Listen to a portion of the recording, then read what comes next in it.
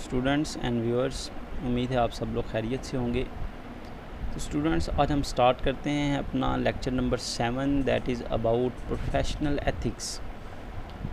देखें, अब तक हमने जितने भी टॉपिक्स पढ़े उसमें हमने ये जानने की कोशिश की कि अश्योरेंस एंगेजमेंट में से सबसे इम्पॉर्टेंट टाइप जो है अश्योरेंस की, वो एक्सटर्नल ऑडिट है।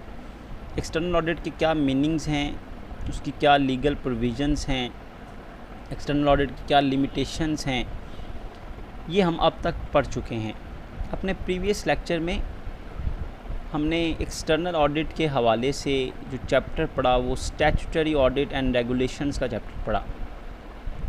इससे पहले कि हम फर्दर एडवांस ऑडिटिंग के टॉपिक्स पढ़ें, it is very much important for you people to become professional in this field by knowing about what are the professional ethics, कि इस प्रोफेशन के राइट एंड रॉन्ग्स क्या हैं, ताकि आप इस प्रोफेशन के जो राइट एक्ट्स हैं उनको फॉलो कर सकें और इस प्रोफेशन में अपना एक स्टेटस बना सकें। हर प्रोफेशन जो है उसमें डेवलपमेंट के लिए, उसमें सक्सेस के लिए आपको उसके जो राइट्स हैं, एथिक्स हैं, उनको फॉलो करना पड़ता है, ताकि आप जो है वो रैंक किए जाएं, आप दूसरों से बेटर सर्विसेज प्रोवाइड कर रहे हों, आपकी मार्केट में अच्छी क्रेडिबिलिटी हो। क्योंकि ऑडिट का जो प्रोफेशन है, ये जो फील्ड है, ये आपकी क्रेडिबिलिटी पर बेस करती है। जितना ऑडिटर या ऑडिट फर्म जो है वो उसकी मार्केट में रेपुटेशन अच्छी होगी, उतनी उसे ज़्यादा बिज़नेस मिलेगा, उतना उसे ज़्यादा सर्विसेज के लिए लोग हायर करेंगे। तो it is very important for you people to know about professional ethics, के ऑडिटिंग के, ऑडिटर के इस प्रोफेशन के एथिक्स क्या हैं। तो सबसे पहले हम डिस्कस करते हैं इस चैप्टर की आउटलाइन पर, कि इस चैप्टर में हम क्या क्या डिस्कस करेंगे। तो इस चैप्टर में हमने 2 टॉपिक्स पढ़ने हैं। एक तो फंडामेंटल प्रिंसिपल्स, जो बुनियादी असूल हैं issued by international ethics standard board of accountants IESBA ने जो फंडामेंटल प्रिंसिपल्स इशू किए हैं, वो असूल जो वज़ा किए हैं, जो ऑडिटर्स को फॉलो करने चाहिए, ताकि वो अपने प्रोफेशन में अपनी रेपुटेशन, अपनी PR, अपनी क्रेडिबिलिटी जो है वो इन्हांस कर सकें। और जो इंटरेस्ट है लोगों का, जो लोग ऑडिट के बारे में समझते हैं, वो जितना रिलाई करते हैं, उनकी जो होप्स हैं, वो जो सोच कर ऑडिट रिपोर्ट पढ़ते हैं, उनके वो डिसीजंस जो हैं वो इफ़ेक्ट ना हों, उनके डिसीजंस जो हैं वो रियलिटी बेस पर हों। तो उसके लिए ज़रूरी है कि ऑडिटर क्या करे, फंडामेंटल प्रिंसिपल्स को फॉलो करे। फिर हम पढ़ेंगे जी क्या वो थ्रेट्स हैं जिनकी वजह से ये फंडामेंटल प्रिंसिपल्स फॉलो नहीं किए जाते, या इन पर कंप्रोमाइज़ किया जाता है, या इन्हें इनके फुल स्कोप के साथ अप्लाई नहीं किया जाता। तो सबसे पहले हम स्टार्ट करते हैं जी, फंडामेंटल प्रिंसिपल्स कौन से हैं जो international ethics standard board of accountant ने इशू किए हैं। तो अपने फर्स्ट टॉपिक की तरफ चलते हैं जी, fundamental principles of professional ethics. ये fundamental principles of professional ethics जो हैं, ये जैसे मैंने बताया कि IESBA international ethics standard board of accountants ने ये प्रोफेशनल एथिक्स, ऑडिटिंग के इस प्रोफेशन के जो एथिक्स हैं वो उन्होंने इशू किए थे कि भाई ऑडिटर को ये एथिक्स फॉलो करने चाहिए, ताकि इससे ऑडिटर की गाइडेंस भी होगी और ऑडिटर के इस प्रोफेशन पर कंट्रोल भी किया जा सकेगा। ऑडिटर आज़ाद नहीं है कि वो जो चाहे वो करे, उसे ये जो एथिक्स हैं ये फॉलो करने चाहिए। अगर वो इन एथिक्स को फॉलो नहीं करता, इन पर कंप्रोमाइज़ करता है, तो उसके ख़िलाफ़ जो है वो कानूनी कार्रवाई की जा सकेगी। तो fundamental principles of professional ethics issued by international ethics standard board of accountants in July 2009 for the guidance and control on professional accountants. जितने भी प्रोफेशनल अकाउंटेंट्स हैं all over the world, professional bodies हैं जो auditing को regulate करती हैं, audit को regulate करती हैं, ऑडिटर्स को रेगुलेट करती हैं, उनकी गाइडेंस के लिए, उन पर कंट्रोल रखने के लिए, ऑडिट फर्म पर कंट्रोल रखने के लिए ये प्रोफेशनल एथिक्स जो हैं वो इशू किए गए। These code of ethics become effective from 1 जुलाई 2011। 1 जनवरी 2011। जुलाई 2009 में इनको इशू किया गया, लेकिन ये जो इफ़ेक्टिव हुए ये एप्लीकेबल हुए जनवरी 2011 से। देयर आर 5 फंडामेंटल प्रिंसिपल्स, आप देख सकते हैं अपनी स्क्रीन्स पर। Code of ethics number 110, 120, 130, 140 and 150। ये जो IESBA ने कोड ऑफ एथिक्स इशू किए उसमें उसने नाम दिया जी 110 number, 120 number, 130 number, 140 and 150 number. 110 number integrity, 120 objectivity, 130 professional competency, 140 confidentiality and 150 is professional behaviour. These are 5 fundamental principles of professional ethics. ये वो बुनियादी असूल हैं ऑडिटर्स के प्रोफेशन के एथिक्स के हवाले से कि ऑडिटर को इंटेग्रिटी शो करनी चाहिए, ऑब्जेक्टिविटी शो करनी चाहिए, प्रोफेशनल कॉम्पिटेंसी से काम करना चाहिए, कॉन्फिडेंशियलिटी मेंटेन रखनी चाहिए और प्रोफेशनल बिहेवियर शो करना चाहिए।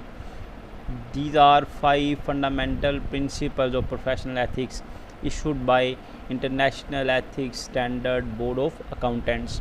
अब हम वन बाय वन इनकी ब्रीफ जो डिस्क्रिप्शन है वो डिस्कस करते हैं कि इंटेग्रिटी का मतलब देखें, एक लिटरल मीनिंग होते हैं, डिक्शनरी मीनिंग होते हैं, लफ्ज़ी मतलब होते हैं, उनसे हटकर जो मीनिंग्स हैं जो international ethics standard board of accountant ने ब्रीफ किए हैं कि इंटेग्रिटी से उनका मतलब क्या है, ऑब्जेक्टिविटी से मतलब क्या है।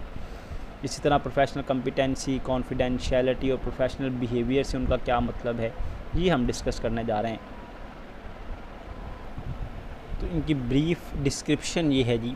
इंटेग्रिटी का मतलब अगर आप वैसे लफ्ज़ी मतलब देखें तो इंटेग्रिटी का मतलब है सच्चा होना, सच बोलना, ऑनेस्ट होना।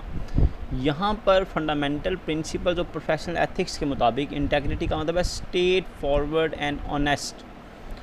स्ट्रेट फॉरवर्ड एंड ऑनेस्ट यहाँ पर मतलब ये है कि ऑडिटर अपने प्रोफेशन में जब वो ऑडिट रिपोर्ट दे, जब वो अपनी ओपिनियन लिखे, उसमें वो स्ट्रेट फॉरवर्ड हो, पॉलिटिकल ओपिनियन ना दे, ड्यूअल एस्पेक्ट से ओपिनियन ना दे, बल्कि जो ओपिनियन है वो साफ साफ बताए, ताकि जो रीडर्स हैं, जो यूज़र्स ऑफ फाइनेंशियल स्टेटमेंट्स हैं, जो रीडर्स ऑफ ऑडिट रिपोर्ट हैं, वो कंफ्यूज ना हो, उन्हें क्लियर कट पता चले कि कंपनी का क्या स्टेटस है, कंपनी इस टाइम किस पोजीशन पर है, कंपनी के जो रिज़ल्ट्स हैं वो किस हद तक ट्रू एंड फेयर हैं। तो इंटेग्रिटी का मतलब यहाँ पर ये है straight forward and honest. Straight forward होने का मतलब यहाँ पर ये जी कि वो अपनी ओपिनियन में स्ट्रेट फॉरवर्ड हो, क्लियर कट ओपिनियन दे जो उसने फाइनेंशियल स्टेटमेंट में, कंपनी के इंटरनल कंट्रोल सिस्टम के बारे में जो उसने ऑब्ज़र्व किया है। Next one is objectivity. अब ऑब्जेक्टिविटी का लिटरल मीनिंग देखें तो इसका मतलब होता है जी चीज़ों का बामकसद होना, अपने पर्पज़ को फुलफ़िल करना। लेकिन fundamental principles of professional ethics के मुताबिक ऑब्जेक्टिविटी का मतलब है नॉट बाइस्ड, मतलब जानबदारी नहीं होनी चाहिए ऑडिटर के ओपिनियन में। नो कॉन्फ्लिक्ट ऑफ इंटरेस्ट, कोई इंटरेस्ट अपने इंटरेस्ट के लिए ओपिनियन को चेंज कर देना या किसी के बेनिफिट के लिए ओपिनियन को चेंज कर देना, ये चीज़ नहीं होनी चाहिए। कॉन्फ्लिक्ट ऑफ इंटरेस्ट नहीं होना चाहिए। नो अनड्यू इन्फ्लुएंस, किसी का इन्फ्लुएंस, किसी से मुतासिर होकर, किसी के असर में आकर, किसी से डर कर, किसी की फेवर करने के लिए ओपिनियन को चेंज ना किया जाए। हम ये कह सकते हैं भाई ऑब्जेक्टिविटी का यहाँ पर मतलब है इंडिपेंडेंस, खुद मुख्तार राय होना, आज़ाद राय होना। तो integrity, objectivity. Third one is professional competency.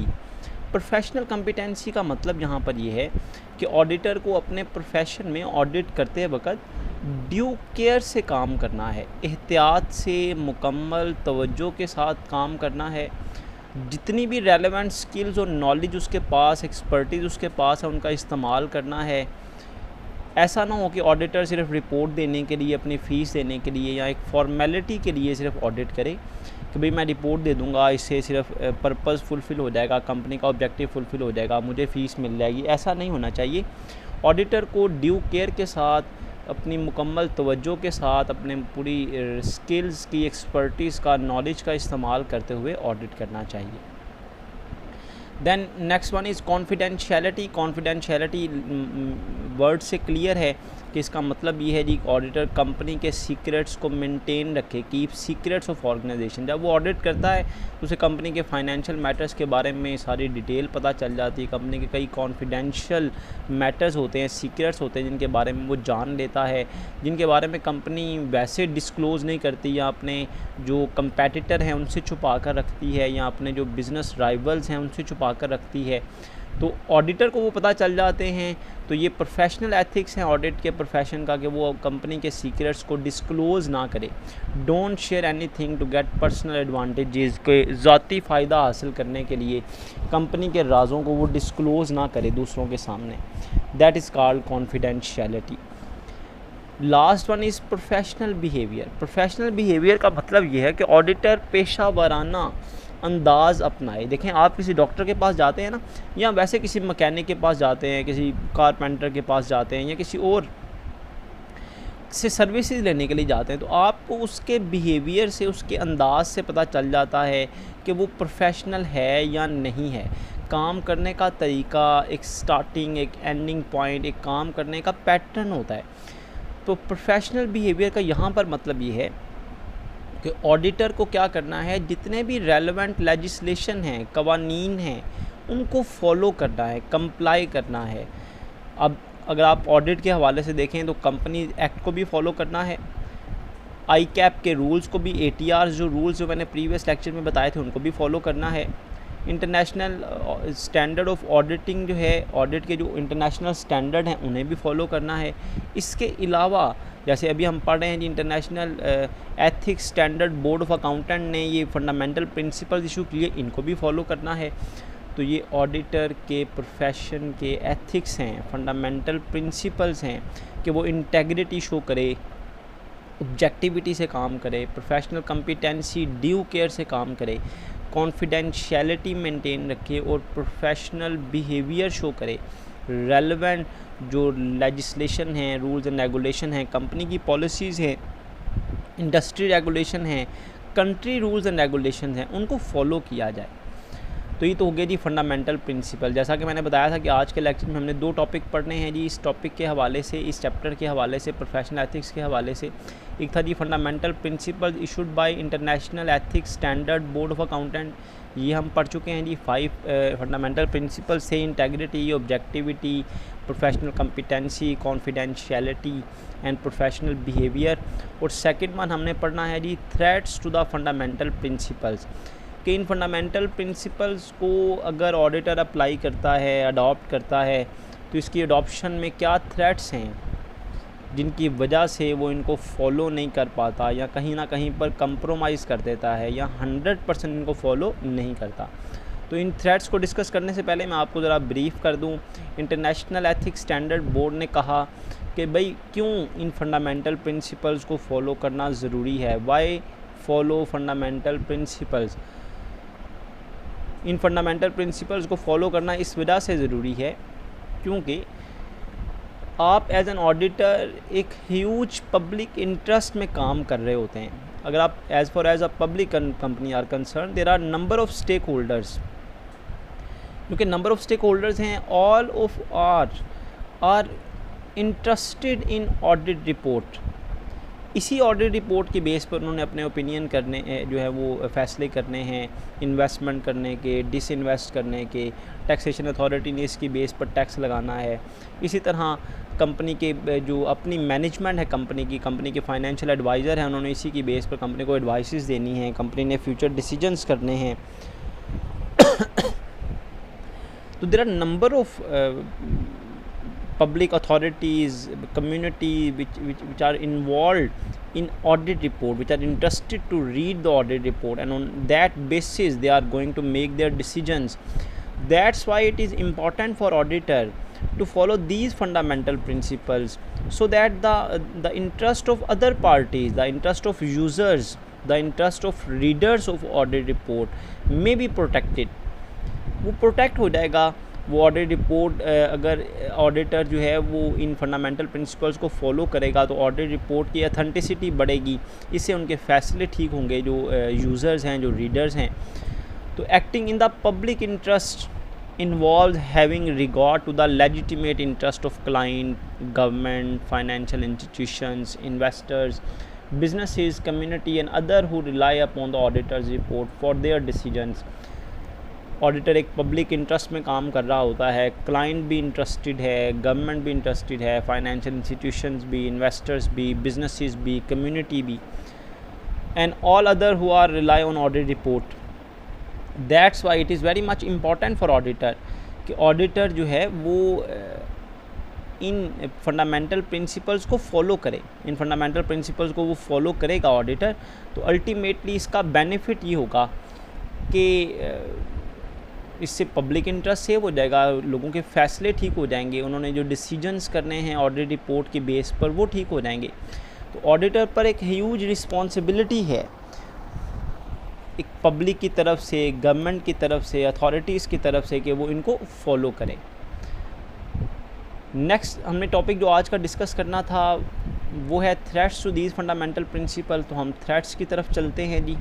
Threats to the fundamental principles कौन से हैं?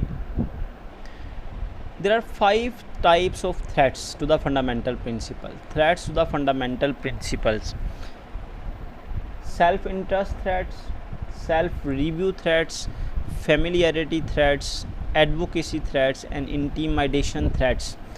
देखें इसके बावजूद कि हमने स्टैट्यूटरी ऑडिट एंड रेगुलेशन जो प्रीवियस चैप्टर पढ़ा उसमें हमने कई क्वालिफिकेशन और डिसक्वालिफिकेशन ऑफ ऑडिटर पढ़ी, फिर अपॉइंटमेंट का प्रोसीजर पढ़ा ताकि अपॉइंटमेंट बड़ी फेयर हो और हम क्वालिफाइड लोगों को ही ऑडिट के लिए बुलाएं.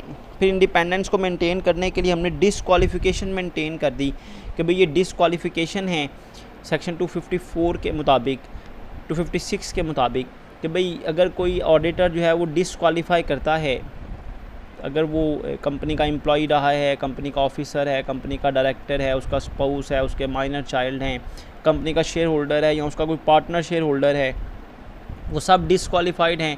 मकसद डिसक्वालिफिकेशन का ये था कि ऑडिटर जो है ना वो वही अपॉइंट हो जो इंडिपेंडेंट ओपिनियन दे सके, जो इंटेग्रिटी से काम कर सके, जो इंडिपेंडेंट से काम कर सके, जो प्रोफेशनल कॉम्पिटेंसी रखता हो, जो कॉन्फिडेंशियलिटी मेंटेन कर सके, जो प्रोफेशनल बिहेवियर शो कर सके.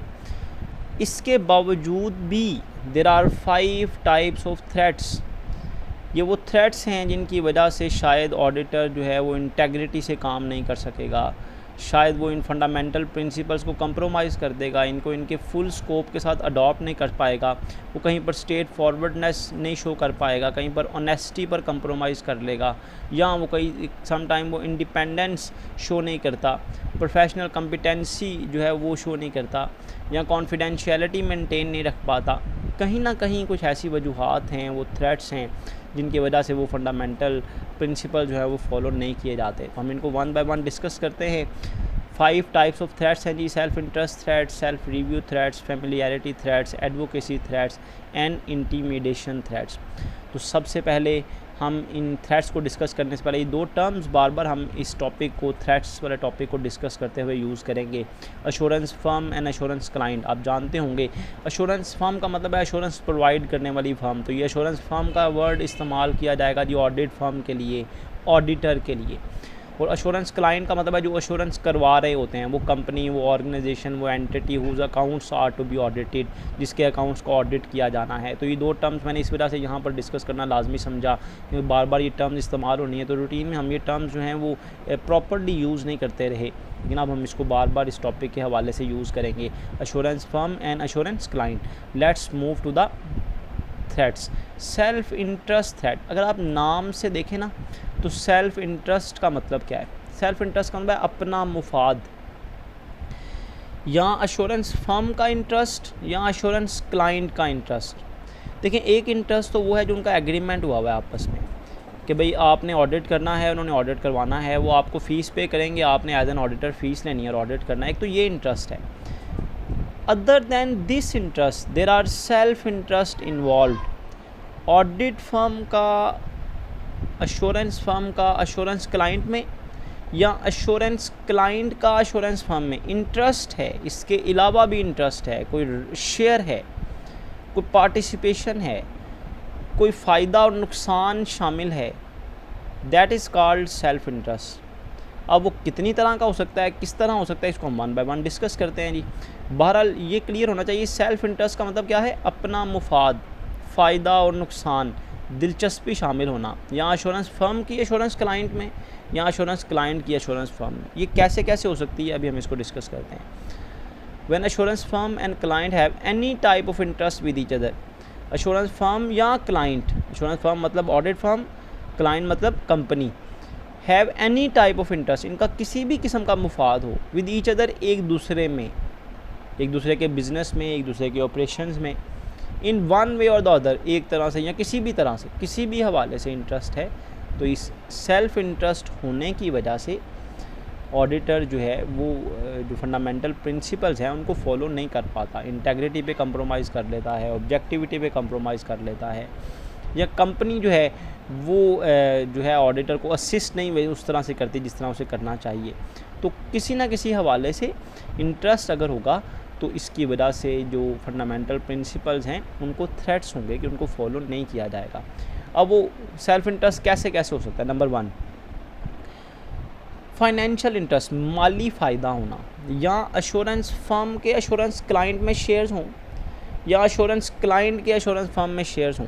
एश्योरेंस फर्म का कोई मेंबर, उसके शेयर्स हैं कंपनी में, या कंपनी के कुछ एम्प्लॉई हैं जिनकी कुछ पार्टनरशिप है या इन्वॉल्वमेंट है, या उनके शेयर्स हैं एश्योरेंस फर्म में।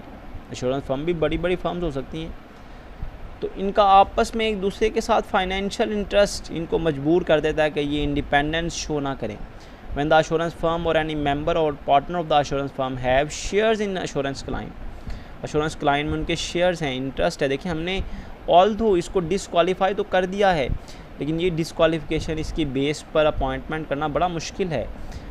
मोस्टली ऐसा होता है, या आप समझ लें कि ये नॉर्मल है कि आपने ऑडिटर को अपॉइंट कर लिया, अपनी तरफ से पूरा स्क्रूटनी किया आपने उसके डाटा की, उसके रिकॉर्ड की, लेकिन फिर बाद में पता चला भाई यहाँ पता ही नहीं चला कंपनी को और ऑडिटर के शेयर्स थे कंपनी में। ऐसा थ्रेट मौजूद है। देखिए हमने डिसक्वालीफाई तो कर दिया, लेकिन थ्रेट अपनी जगह पर मौजूद है कि अगर फाइनेंशियल इंटरेस्ट हुआ तो इसकी वजह से फंडामेंटल प्रिंसिपल्स को फॉलो नहीं किया जाएगा।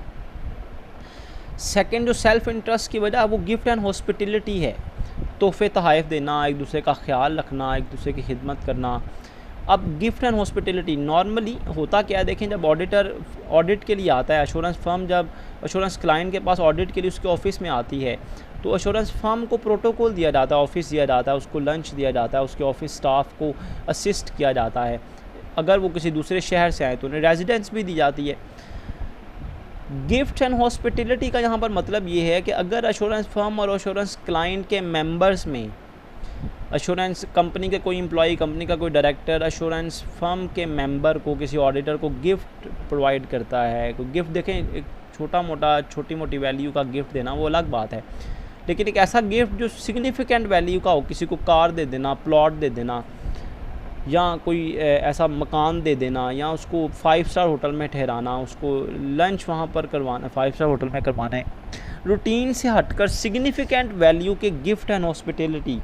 अगर एश्योरेंस फर्म एश्योरेंस क्लाइंट कोई सिग्निफिकेंट वैल्यू के गिफ्ट एंड हॉस्पिटलिटी प्रोवाइड करेगी, तो इससे जो एश्योरेंस फर्म होगी ना, जो ऑडिटर होगा, उस पर एक प्रेशर है कि भाई मुझे इतना महंगा गिफ्ट मिला है, इतनी महंगी गाड़ी मिली है, इतनी अच्छी हॉस्पिटलिटी प्रोवाइड की जा रही है। अगर मैं कंपनी के इस डायरेक्टर की बात नहीं मानूंगा या इस ऑफिसर की बात नहीं मानूंगा जिसने मुझे गिफ्ट दिया या हॉस्पिटलिटी दी मुझे, अगर मैं इसकी बात नहीं मानूंगा तो ये नाराज़ हो जाएगा और शायद मुझसे ये गिफ्ट वापस ले लेगा, या मुझसे ये बेनिफिट जो मुझे दिए जा रहे हैं वापस ले लिए जाएंगे। तो exchange of gift and hospitality of significant value among the members of assurance client and assurance firm will create self interest। अगर ये गिफ्ट एंड हॉस्पिटलिटी की एक्सचेंज हो और ये gift and hospitality significant value की हो, महंगी हों, तो इनकी वजह से एश्योरेंस फर्म के जो मेंबर हैं वो इंडिपेंडेंट नहीं रह सकते, वो ऑनेस्टी शो नहीं कर सकते, वो स्ट्रेट फॉरवर्ड नहीं हो सकते, क्योंकि ज़ाहिर सी बात है जिसने गिफ्ट ले लिया उसको पता है भैया मैंने अब जिससे गिफ्ट ले लिया उसकी बात मुझे माननी पड़ेगी। तो ये कंट्रोल करना है आपने कि ऐसे गिफ्ट एंड हॉस्पिटलिटी की एक्सचेंज ना हो एश्योरेंस क्लाइंट और एश्योरेंस फर्म में, तो ये सेल्फ इंटरेस्ट क्रिएट कर देते हैं। नेक्स्ट मूव करते हैं जी सेल्फ इंटरेस्ट की एक और एग्जांपल, लोन एंड गारंटी। देखिए लोन एंड गारंटी का मतलब यहाँ पर क्या है, एश्योरेंस फर्म जो है वो ऑडिट करने के लिए आती है वो ऑडिट किसी का भी कर सकती है, किसी बैंक का, किसी इंश्योरेंस कंपनी का, किसी मनी लैंडर का। फॉर एग्जांपल, और नॉर्मली देखें बैंक सबसे ज़्यादा ऑडिट करवाते हैं क्योंकि उनके लिए स्टेट बैंक की तरफ से रेगुलेशन होती हैं। अब आप किसी एश्योरेंस फर्म किसी बैंक का ऑडिट करने के लिए आए हैं। अब हुआ क्या कि प्रीवियसली या पास्ट में जो एश्योरेंस फर्म है, ऑडिटर है या ऑडिट फर्म का कोई पार्टनर है, उसके किसी मेंबर ने बैंक से लोन लिया हुआ है या किसी ने लोन लेना था, इसने इस ऑडिटर ने या इसके पार्टनर ने गारंटी दी हुई है। अब क्या होगा, देखें जिसने लोन लिया हुआ है वो तो कभी भी स्ट्रेट फॉरवर्ड नहीं ओपिनियन दे सकेगा ना। तो ऑडिट फर्म का कोई पार्टनर या ऑडिट फर्म अगर उन्होंने लोन लिया हुआ है या गारंटी दी हुई है किसी की, तो वो तो पहले ही अंडर प्रेशर हैं, उन पर तो पहले ही इन्फ्लुएंस है। वो तो कभी भी इंडिपेंडेंट ओपिनियन नहीं दे सकते, आज़ाद राय कभी भी नहीं दे सकते, क्योंकि उन्होंने लोन लिया हुआ है, उन्होंने गारंटी किसी की दी हुई है। गारंटी देने का मतलब भी यही है कि आपने लोन लिया हुआ है। अगर वो दूसरी पार्टी जिसकी आपने गारंटी दी हुई है, अगर वो लोन पे नहीं करती, रीपे नहीं करती, वो लोन आपको पे करना पड़ेगा। तो ये डेटर और क्रेडिटर का रिलेशनशिप बन जाता है। तो देखें, आप जब एक ऑडिट फर्म जब कंपनी की डेटर होगी, कंपनी की मकरूज़ होगी, या उसका कोई पार्टनर कंपनी का मकरूज़ होगा या उसने गारंटी दी होगी, तो वो कैसे इंडिपेंडेंट ओपिनियन दे सकता है? उसे डर है भाई, अगर मैंने कंपनी के ऑफिसर की बात ना मानी तो ये मुझसे लोन जो है वो वापस मांग सकते हैं, गारंटी जो है उसके बदले में मुझे कहेंगे जी रीपे करें आप। तो लोन एंड गारंटी अगर एश्योरेंस फर्म या उसके किसी पार्टनर ने दी हुई है तो ये सिग्निफिकेंट वैल्यू के लोन और गारंटी होने चाहिए। तो ये सेल्फ इंटरेस्ट क्रिएट कर देता है, आपका अदर इंटरेस्ट है कंपनी में कि भैया अगर आप ऐसा ओपिनियन नहीं देंगे तो इससे कंपनी की मैनेजमेंट जो है वो आपसे नाराज़ नहीं होगी, अगर आप स्ट्रेट फॉरवर्ड ओपिनियन देंगे तो नाराज़ हो सकती है। तो इस तरह ये सेल्फ इंटरेस्ट क्रिएट हो जाता है। Overdue fee, it is another reason of self interest. Overdue fee का मतलब ये है, देखें ऑडिटर और कंपनी के दरमियान, एश्योरेंस फर्म और एश्योरेंस क्लाइंट के दरमियान एक एग्रीमेंट होता है कि भैया आप मुझे इस तरह से पेमेंट करेंगे, हर वीकली पेमेंट करेंगे, हर 3 डेज़ के बाद पेमेंट करेंगे, या at the completion of audit report आप मुझे पेमेंट करेंगे। अगर एश्योरेंस क्लाइंट ऑडिटर को, एश्योरेंस फर्म को टाइमली पे नहीं करेंगे तो ऑडिटर, जो ऑडिट फर्म है, जो एश्योरेंस फर्म है, उनका इंटरेस्ट लूज़ हो जाएगा। वही डेटर और क्रेडिटर का रिलेशनशिप बन जाएगा। अब इस बार डेटर कौन है, कंपनी, और क्रेडिटर कौन है, ऑडिट फर्म। कि ऑडिट फर्म ने अमाउंट लेनी है और कंपनी ने अमाउंट पे करनी है। अगर कंपनी टाइमली ऑडिटर को पे नहीं करेगी तो कंपनी का कोई इन्फ्लुएंस भी ऑडिटर पर नहीं रहेगा। ऑडिटर फिर अपनी मर्ज़ी से काम करेगा, अपनी मर्ज़ी से आएगा, अपनी मर्ज़ी से जाएगा, क्योंकि कंपनी ने उसे टाइमली पे नहीं किया।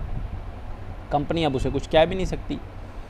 ये कहने का मतलब ये नहीं कि उस पर इन्फ्लुएंस करना, उसको अंडर प्रेशर करना। कहने का मतलब यहाँ पर ये है कि ऑडिट फर्म, देखें कंपनी ने उसे एम्प्लॉय किया होता है, कंपनी की कुछ डिमांड्स होती हैं, कंपनी की कुछ रेगुलेशंस होते हैं, ऑफिस टाइमिंग होती है, कंपनी ने उसे भी ऑब्ज़र्व करना होता है। तो ओवर ड्यू फ़ी की वजह से ऑडिट फर्म जो है उसकी वो जो प्रोफेशनल कॉम्पिटेंसी है, प्रोफेशनल बिहेवियर है, वो जो फोकस है, वो जो अटेंशन चाहिए होती है, वो लूज़ कर देते हैं। वो उतनी तवज्जो से काम नहीं करते क्योंकि उन्हें टाइमली पे नहीं किया जाता। आप किसी मज़दूर से, किसी वर्कर से कोई काम लें और उसे आप टाइमली पे ना करें, या उसे पता हो भाई मुझे सैलरी टाइम से नहीं मिलनी, तो वो कभी भी इंटरेस्ट के साथ, प्रोफेशनल कॉम्पिटेंसी के साथ, पूरी तवज्जो के साथ काम नहीं करता। तो ओवर ड्यू फ़ी की वजह से भी ऑडिटर अपना इंटरेस्ट जो है वो लूज़ कर देता है अगर उसे टाइमली पे ना किया जाए। नेक्स्ट सेल्फ इंटरेस्ट की रीज़न, अभी हम सेल्फ इंटरेस्ट थ्रेट्स पढ़ रहे हैं, वो है कॉन्टिजेंट फ़ी। कॉन्टिजेंट फ़ीस का मतलब ये है कि ऑडिटर को फ़ी दी जाए, उसे पहले तय किया जाए भाई अगर आपने ऐसा ओपिनियन देंगे, इस किस्म का ओपिनियन देंगे तो हम आपको इतनी फ़ीस देंगे। अगर आपने स्ट्रेट फॉरवर्ड ओपिनियन दिया तो फिर आपकी फ़ीस इतनी होगी। मतलब फ़ीस पहले ही तय की जाए on the basis of pre determined results on the part of audit. ये बिल्कुल अनजस्टिफाइड है बिल्कुल एक अनएथिकल बात है कि आप कंपनी की मैनेजमेंट या कंपनी के किसी ऑफिसर के कहने पर, पैसों की लालच में आप उनकी मर्ज़ी का ओपिनियन दें। तो assurance client offers fees to the assurance firm on the basis, उसे फ़ी ऑफ़र की जाए किस बुनियाद पर, on the basis of desired और प्री डिटर्मिन्ड रिजल्ट्स। पहले बताया जाए भाई इस किस्म के रिज़ल्ट्स हमें चाहिए, इस किस्म का हमें ओपिनियन चाहिए, फिर हम आपको जो है वो फ़ीस इतनी पे करेंगे। तो it is clear threat to the fundamental principle. तो क्लियरली ऑडिटर को इन्फ्लुएंस करने की कोशिश की जाती है कि आप हमारी मर्ज़ी का ओपिनियन दें, इंडिपेंडेंट ओपिनियन ना दें। सेल्फ इंटरेस्ट की एक और बड़ी वजह हाई परसेंटेज ऑफ फ़ी। अगर अश्योरेंस फर्म को ऑफ़र की जाए बहुत ज़्यादा fees, if assurance client offer very high percentage of fee to the assurance firm, और ATR रूल में हमने पढ़ा भी था पैरा 2 में कि हमें ज़्यादा फ़ीस लेने की तो इजाज़त है मतलब प्रीवियस ऑडिटर से, लेकिन इसका मतलब ये नहीं है कि मार्केट में फॉर एग्जांपल अगर 5 लाख फ़ीस है ऑडिट की कंपनी के वॉल्यूम के लिहाज से, तो कंपनी आपको कह रही है हम आपको 10 लाख देंगे, 15 लाख फ़ीस पे करेंगे। ऐसी सिचुएशन क्लियरली ये शो करती है कि कंपनी ऑडिटर को अंडर प्रेशर करना चाहती है, उसे ज़्यादा फ़ीस देकर उसे अपनी बात मनवाना चाहती है, और ऑडिटर के दिल में भी एक लालच होगी कि भाई मुझे बहुत ज़्यादा फ़ीस मिल रही है, मुझे अब कंपनी की बात माननी है, कंपनी की मैनेजमेंट की बात माननी है। तो if assurance client offer very high percentage of fee, very high percentage का मतलब है बहुत ज़्यादा फ़ीस, ये नहीं कि 5 लाख कंपनी मार्केट में रेट है तो ऑडिटर को 6 लाख दिया जा रहा है या 7 लाख दिया जा रहा है, वेरी हाई परसेंटेज ऑफ फ़ी। अगर अश्योरेंस क्लाइंट को बहुत ज़्यादा फ़ीस ऑफ़र की जाती है तो ये क्लियरली अश्योरेंस फर्म को अंडर प्रेशर करने की, उसे लालच में लाने की बात है। इस पर सेल्फ इंटरेस्ट उसका क्रिएट होगा, क्योंकि एश्योरेंस फर्म भी जाहिर सी बात है लोग हैं, इंसान हैं, उन्हें पता है भाई कि हमने इतनी ज़्यादा फ़ीस ली हुई है तो हमें इनकी बात माननी पड़ेगी, वरना हमारा ये क्लाइंट हमसे लूज़ हो जाएगा।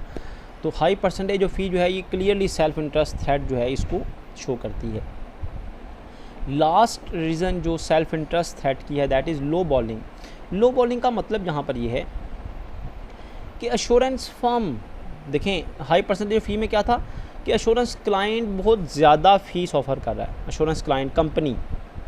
लो बॉलिंग का मतलब ये है अश्योरेंस फर्म बहुत कम फ़ी डिमांड कर रही है, अश्योरेंस फर्म बहुत कम फ़ी डिमांड कर रही है। कंसिडरेबल लोअर फ़ी, ये नहीं कि मार्केट में 5 लाख रेट है तो ये 4 लाख मांग रहे हैं या 4,50,000। कंसिडरेबल लोअर फ़ी कि फॉर एग्जांपल मार्केट में 5 लाख रेट है तो ये कह रहे हैं हम 2 लाख पे भी आपके जो है ऑडिट कर लेंगे। इसका मतलब यही से ये शो होता है कि ऑडिट फर्म का कुछ और मोटिव है ऑडिट करने का, वो शायद आपको किसी कंपैटिटर के लिए या किसी और के कहने पर ऑडिट कर रहे हैं और आपकी सीक्रेट इन्फॉर्मेशन जो है वो हासिल करना चाहते हैं। तो ऑडिट फर्म का बहुत कम फ़ी डिमांड करना ये शो करता है कि वो किसी ना किसी तरह से कंपनी का ऑडिट करना चाहते हैं और अदर बेनिफिट गेट करना चाहते हैं फ़ी के अलावा, या उन्हें कहीं और से पैसे मिल रहे होते हैं। भाई आप या कंपनी का कोई डायरेक्टर जिसने फ्रॉड किया होता है वो कहता है भाई आपको मैं 10 लाख दूंगा आप कंपनी का ऑडिट करें, तो वो इस ऑडिट असाइनमेंट को लेने के लिए कम से कम फ़ीस पर भी एग्री हो जाते हैं कि हमें कोई नहीं, कंपनी के डायरेक्टर की तरफ से 10 लाख मिल जाएगा तो हम उसकी मर्ज़ी का ओपिनियन दे देंगे, उसको बचा लेंगे। तो if assurance firm demand considerable lower fee from assurance client, it is clearly indicate that assurance firm have other interest in assurance client। इससे पता चलता है कि assurance firm का कोई और मकसद है, कोई और इंटरेस्ट है assurance client में, वो फ़ी के अलावा किसी और मकसद के लिए काम करना चाह रहा है। तो दीज आर सेल्फ इंटरेस्ट, कि सेल्फ इंटरेस्ट इनकी वजह से क्रिएट हो जाता है, फाइनेंशियल इंटरेस्ट की वजह से, गिफ्ट एंड हॉस्पिटलिटी की वजह से, लोन एंड गारंटी की वजह से, ओवर ड्यू फ़ी की वजह से, कॉन्टिजेंट फ़ी की वजह से, हाई परसेंटेज ऑफ फ़ी की वजह से और लो बॉलिंग की वजह से। यहाँ पर हमने जो फर्स्ट थ्रेट था सेल्फ इंटरेस्ट थ्रेट उसको कंप्लीट कर लिया। सेल्फ इंटरेस्ट थ्रेट हमारा कंप्लीट हो गया। Let's move to the self review threat. Self review threat क्या है? सेल्फ रिव्यू का देखिए मीनिंग ये है, सेल्फ रिव्यू खुद ही रिव्यू करना, रिव्यू मतलब नज़रसानी करना, री एग्ज़ामिन करना। होता क्या है कि जो प्रोफेशनल अकाउंटेंट्स हैं ये ऑडिट के अलावा they are providing number of services to the firms, to the organisations, और कंपनी इनसे ये सर्विसेज ले रही होती है। अब होता क्या है, कंपनी इनसे ये सर्विसेज ऑलरेडी ले रही होती है और फिर उसी प्रोफेशनल अकाउंटेंट को, उसी ऑडिट फर्म को एक्सटर्नल ऑडिट के लिए भी अपॉइंट कर लिया जाता है। The same audit firm is appointed for external audit.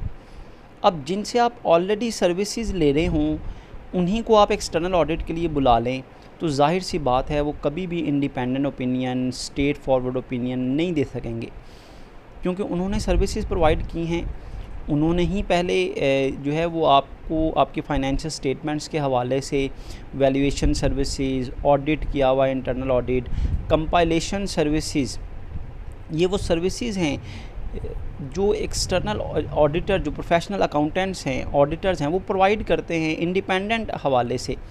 For example आप उनसे फाइनेंशियल स्टेटमेंट्स भी बनवा लेते हैं, आप उनसे इंटरनल ऑडिट सर्विसेज ले लेते हैं, वैल्यूएशन सर्विसेज अपनी फाइनेंशियल स्टेटमेंट्स के जो एलिमेंट्स हैं, एसेट्स, लायबिलिटीज़, उनकी वैल्यूएशन भी उनसे करवा लेते हैं, कंसल्टेंसी सर्विसेज उनसे ले लेते हैं, टैक्सेशन सर्विसेज आप उनसे ले रहे होते हैं।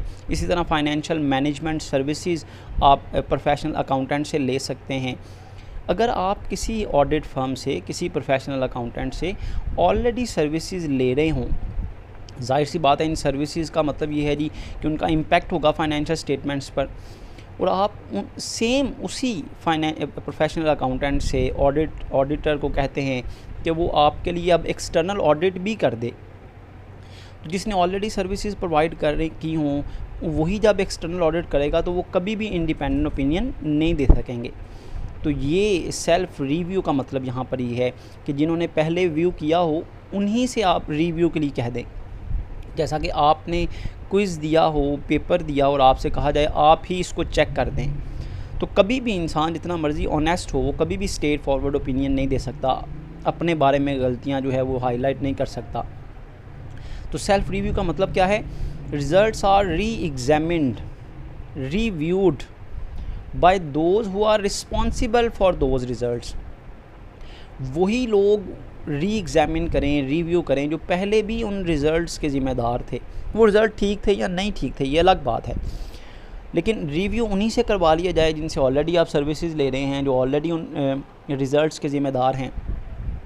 अब when the same assurance firm has been appointed for an external audit, जब उसी ऑडिट फर्म को एक्सटर्नल ऑडिट के लिए भी बुला लिया जाए, अपॉइंट कर लिया जाए, from home company already taking some sort of financial और एडवाइजरी सर्विसेज, जिनसे कंपनी पहले ही कुछ फाइनेंशियल या एडवाइजरी सर्विसेज ले रही हो, it will create self review threats. अब देखें ये कोई डिस्क्वालिफिकेशन तो नहीं है ना, आपने डिस्क्वालिफिकेशन पढ़ी है 15 के राउंड अबाउट, उसमें कहीं भी ऐसा नहीं लिखा हुआ कि जिनसे आप ऑलरेडी सर्विसेज ले रहे हों उनको आप नहीं अपॉइंट कर सकते। तो ये माइंड में रखना चाहिए कंपनी की मैनेजमेंट को कि अगर आपने किसी से पहले सर्विसेज ली हैं तो आप उसी ऑडिट फर्म को एक्सटर्नल ऑडिट के लिए अपॉइंट ना करें, because it will create self review threat. अब इससे दूसरी चीज़ आपको ये समझनी है कि जो प्रोफेशनल अकाउंटेंट है वो सिर्फ ऑडिटिंग के सर्विसेज प्रोवाइड नहीं करते, एक्सटर्नल ऑडिट की सर्विसेज प्रोवाइड नहीं करते, वो कंपाइलेशन सर्विसेज भी प्रोवाइड करते हैं। कंपाइलेशन का मतलब है फाइनेंशियल स्टेटमेंट्स तैयार करना, internal audit services, valuation services, consultancy services, taxation services and financial management services. ये वो सर्विसेज हैं जो प्रोफेशनल अकाउंटेंट्स प्रोवाइड कर रहे होते हैं। तो आपको क्या करना है, आपने अगर सेल्फ रिव्यू थ्रेट को कंट्रोल करना है तो आपको क्या करना है कि अगर आप ऑलरेडी किसी प्रोफेशनल अकाउंटेंट से ये सर्विसेज ले रहे हैं तो आप फिर एक्सटर्नल ऑडिट के लिए किसी और फर्म को अपॉइंट करें, सेम ऑडिट फर्म को अपॉइंट ना किया जाए। तो this is self review threat, जिसको आप कंट्रोल भी कर सकते हैं। Next type of threat is familiarity threat. अब आप देख सकते हैं 5 टाइप्स ऑफ थ्रेट्स हमने डिस्कस किए थे जी, self interest threat, self review threat. Third type है फेमिलियरिटी थ्रेट। फेमिलियरिटी का मतलब है एक दूसरे से फेमिलियर होना। अश्योरेंस फर्म और अश्योरेंस क्लाइंट का एक दूसरे से फेमिलियर होना, एक दूसरे को जानना, एक दूसरे के साथ कोई रिलेशनशिप होना, फ्रेंडली रिलेशन, फैमिली रिलेशंस का होना। अब हमने तो जो डिसक्वालिफिकेशन पढ़ी है वो तो सिर्फ माइनर चाइल्ड के हवाले से या स्पाउस के हवाले से पढ़ी है या डेटर क्रेडिटर के हवाले से पढ़ी है। अब रिलेशनशिप तो फ्रेंड्स के भी हो सकते हैं, बड़े क्लोज रिलेशनशिप हो सकते हैं। फैमिली रिलेशनशिप में आपके कज़न्स के रिलेशनशिप हो सकते हैं, अंकल के रिलेशनशिप हो सकते हैं, first cousin, second cousin, different type of relationships हैं। अगर अश्योरेंस क्लाइंट और अश्योरेंस फर्म के मेंबर्स के दरमियान में फैमिली और फ्रेंडली रिलेशनशिप्स हुए और वही ऑडिट फर्म जो है वो ऑडिट करने के लिए आ गई जिनके रिलेशनशिप हैं अश्योरेंस क्लाइंट के किसी मेंबर के साथ, किसी डायरेक्टर के साथ, किसी ऑफिसर के साथ, किसी एम्प्लॉय के साथ, तो it will clearly create a familiarity threat कि वो फेमिलियरिटी की वजह से, इस रिलेशनशिप की वजह से कभी भी इंडिपेंडेंट ओपिनियन नहीं दे सकेंगे। तो फेमिलियरिटी थ्रेट्स जो हैं वो एग्जिस्ट करते हैं आप चाहे जितना मर्ज़ी चेक एंड बैलेंस रख लें, जितनी मर्ज़ी स्क्रूटनी आप कर लें, आप इसको कंट्रोल नहीं कर सकते, इसको जज नहीं कर सकते, ये फाइंड आउट नहीं कर सकते कि किसका किसी के साथ, कंपनी के किसी एम्प्लॉई का, ऑफिसर का, डायरेक्टर का किसी एश्योरेंस फर्म के किसी मेंबर के साथ, एश्योरेंस फर्म के ऑडिटर के साथ, एम्प्लॉई के साथ कोई रिलेशनशिप ना हो। ये बड़ा मुश्किल है कंट्रोल करना। तो फैमिलियरिटी थ्रेट्स की वजह से, फैमिलियरिटी रिलेशनशिप्स की वजह से जो प्रोफेशनल फंडामेंटल प्रिंसिपल्स हैं इनको कंप्रोमाइज़ किया जाता है, इंडिपेंडेंस शो नहीं की जाती, जो इंटेग्रिटी है, स्ट्रेट फॉरवर्डनेस है, ऑनेस्टी है, वो शो नहीं की जाती। when there are close family and friendly relationship exists between members of assurance client and assurance firm, then it will create familiarity threat। तो ये थर्ड टाइप ऑफ थ्रेट होगा जी, familiarity threat. Fourth type है intimidation threat. Intimidation का मतलब होता है किसी को वॉर्न करना, धमकी देना। अब होता क्या है, कंपनी के कुछ बाअसर लोग जो हैं, कंपनी के डायरेक्टर्स या वो लोग जो ज़िम्मेदार हैं, जो ऑडिटर को डराया जाता है, धमकाया जाता है, उसे फैमिली फियर दिया जाता है, उसे लाइफ फियर दिया जाता है, उसे लिटिगेशन, उसको ये डराया जाता है कि हम तुम्हारे ख़िलाफ़ जो है वो झूठा मुकदमा दर्ज करवा देंगे, या उसे कहा जाता है भाई हम तुमसे आइंदा ऑडिट नहीं करवाएंगे अगर तुमने हमारी बात ना मानी। तो इस तरह ऑडिटर को थ्रेटन करके, उसे धमका कर, उसे डरा कर अपनी मर्ज़ी का ओपिनियन लेने की कोशिश की जाती है। This is called intimidation threat. When assurance client or any other person or party threaten the members of assurance firm by giving him life fear, family fear, litigation fear or fear of loss of client, it is called intimidation threat। तो इसको intimidation threat कहा जाता है कि auditor को जान की धमकी दी जाती है, उसके ख़ानदान के बारे में डराया जाता है, मुकदमा उस पर करवाने का उसे डर जो है वो फियर दिया जाता है, उसे इस बात पे डराया जाता है कि हम तुमसे नेक्स्ट टाइम ऑडिट नहीं करवाएंगे। इस तरह वो थ्रेटन होकर कंपनी के जो डायरेक्टर्स होते हैं या जो उनसे थ्रेट कर रहे होते हैं, उनकी मर्ज़ी का ओपिनियन देने पर वो मजबूर हो जाता है। This will lead to the assurance firm being under pressure. इससे वो अंडर प्रेशर हो जाता है और वो फिर क्लीन या अनक्वालिफाइड रिपोर्ट दे देता है, या जैसी रिपोर्ट उसे कहा जाता है वो वैसी रिपोर्ट देने पर मजबूर हो जाता है। तो ये फोर्थ टाइप ऑफ थ्रेट था जी। लास्ट टाइप ऑफ थ्रेट है that is advocacy threats. Advocacy threat on the part of assurance firm जो है, on the part of assurance firm there are different type of services, जिनमें से advocacy services जो हैं वो भी एश्योरेंस फर्म प्रोवाइड करती है। एडवोकेसी सर्विसेज, एडवोकेट जैसे वकील को कहा जाता है, नुमाइंदगी करना, आपके बिहाफ पर एडवोकेट करना। Auditor as an expert, financial जो अकाउंटेंट्स हैं, जो प्रोफेशनल अकाउंटेंट्स हैं, इनसे company different type of services लेती है, जिनमें से दो मेन सर्विसेज एडवोकेसी के लिहाज से वो ये हैं कि कंपनी जो है वो प्रोफेशनल अकाउंटेंट्स को, चार्टर्ड अकाउंटेंट्स को अपॉइंट करती है कि आप प्रोफेशनल हैं, आप एक्सपर्ट हैं, तो कंपनी के किसी फाइनेंशियल लिटिगेशन में आप कंपनी को डिफेंड करें, अदालत में जाकर कंपनी का पॉइंट ऑफ व्यू आप ज़्यादा बेहतर तरीके से एडवोकेट कर सकते हैं, तो आप कंपनी के लिए एडवोकेसी सर्विसेज जो हैं वो प्रोवाइड करें।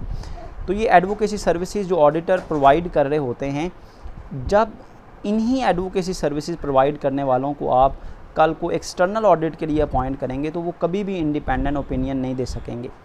इसी तरह एडवोकेसी सर्विसेज में एक बड़ी इंपॉर्टेंट सर्विसेज हैं कि प्रोफेशनल अकाउंटेंट्स के पास उनके क्लाइंट, कंपनी के लोग जो हैं वो जाते हैं और कंपनी बाकायदा चार्टर्ड अकाउंटेंट के ज़रिए अपने शेयर्स, जिस तरह अंडर राइटर्स के पास कंपनी जाती है, अपने शेयर्स प्रमोट करवाती है। जो इन्वेस्टर्स हैं वो चार्टर्ड अकाउंटेंट से कंसल्टेंसी लेकर इन्वेस्टमेंट करते हैं।